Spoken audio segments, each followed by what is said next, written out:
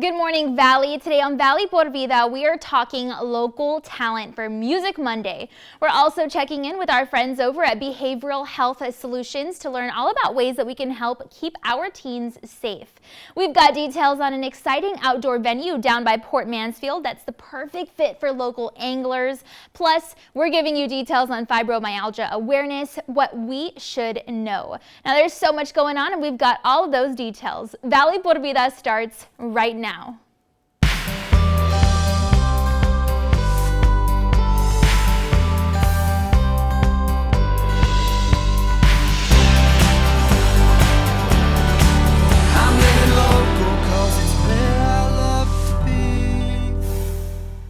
Hi there, and thanks again for joining us this morning. I'm your host, Danielle Banda.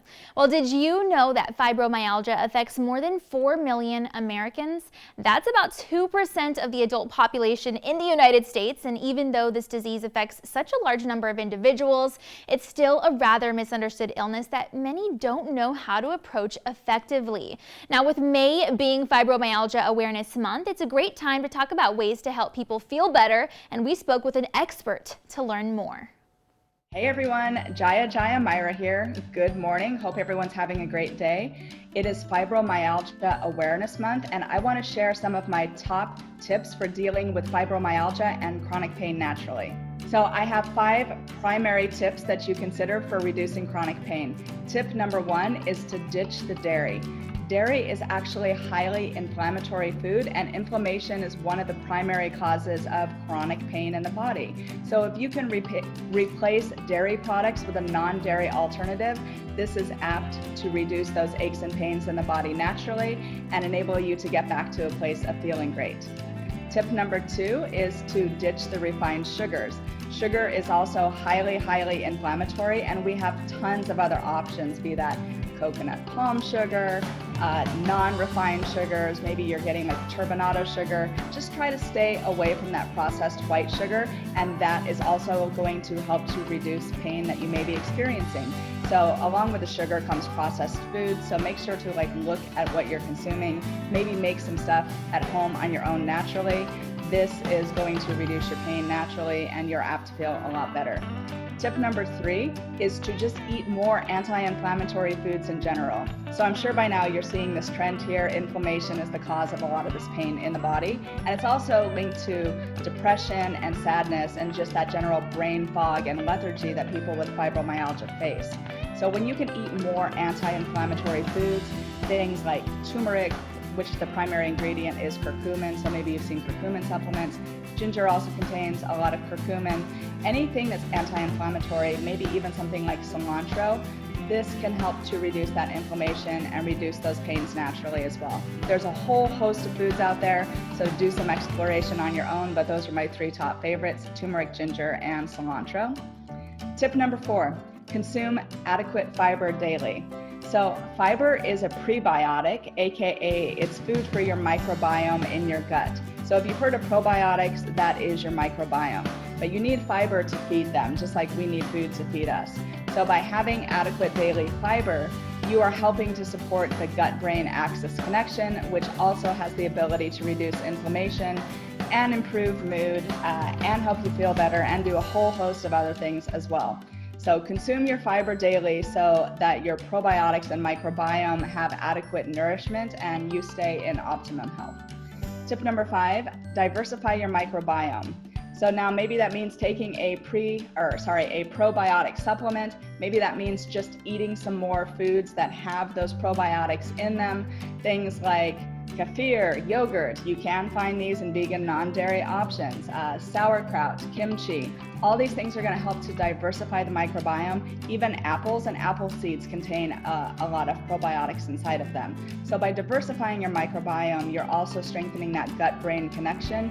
You're going to help to reduce pain naturally, boost mood, elevate those hormones that naturally boost your mood, and just help you to feel better.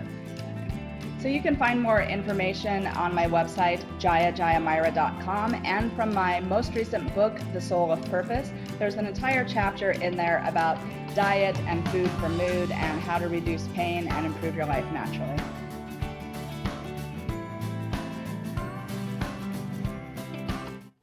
Now, she says meditation is a great way to bring the sympathetic and parasympathetic system back into balance. And if you'd like more information on how to battle this chronic pain, you can feel free to visit the website on your screen.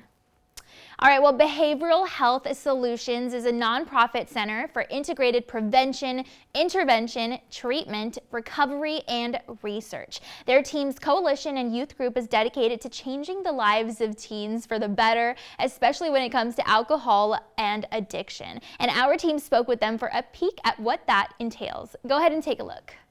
Well, good morning, everyone. My name is Vida. I am the Unidad Coalition Coordinator, and I'm also the coordinator for the United Youth Group, which is a youth group formed up of students and youth ages 12 to 17 from Hidalgo County. So through the Unidad Coalition and through our youth group, we focus primarily on prevention of substance use. This would be underage drinking, prescription drugs, marijuana, and tobacco products.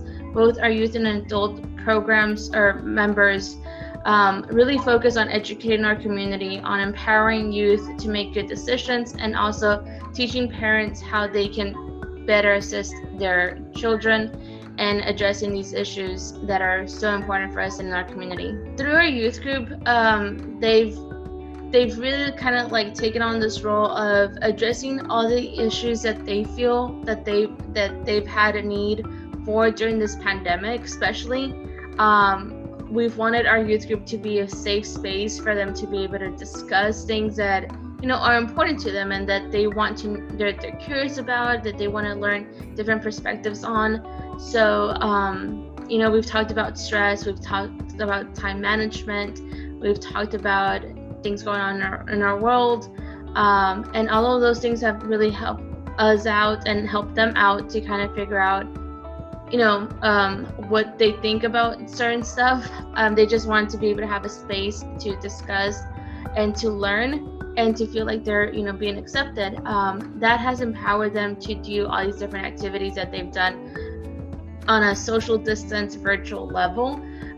Throughout the year, they've done community engagement events, just promoting, hanging out with family, going out to the park, doing active things that are going to be helpful. And it's what we call protective factors. Having these different things in the life of a teenager really kind of helps them to bond with their family, and also empowers them to like, hey, you know what, I can make healthy decisions. I don't need alcohol and drugs to help me cope with what's going on. I have friends that I can talk to, or I know how to deal with this situation in a healthy manner. And that's primarily their goal. They want teens to know that you don't need alcohol and any other drug to help you deal with what's going on. They have each other. They have each other as a group, but it's also like letting other teens know, hey, your community's here, whether it's by sharing. They did positive prevention rocks, where they were putting out prevention messages with rocks at different parks. So it's like, if you ever come across that rock, it's like a positive message in that moment that, maybe somebody needed. They've also had different events where people can kind of share their thoughts about something. Like maybe you've had somebody around you, close to you, that smokes, and that, you feel a certain way about it. So they've had the opportunity for people to kind of express themselves as to how that makes them feel, partially because some of our youth group members also deal with similar things. Like at the end of the day, they're not exempt from what's going on just because they're part of our youth group. So our goal is just to kind of help them, guide them through that, or just being there for them and what they need during those moments.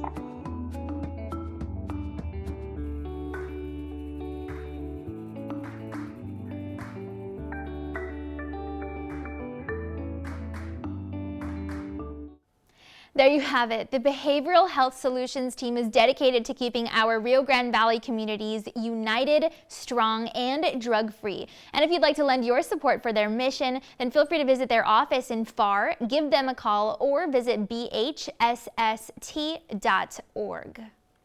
All right, well, it's time now to take a commercial break, and then we've got to look at your local weather updates. But be sure to stay tuned because Valley por Vida will be back. And we'll be visiting a fisherman's hotspot down by Port Aransas. And if you're a fan of the outdoors, then you're definitely going to want to check this out. We've got that info and more coming up.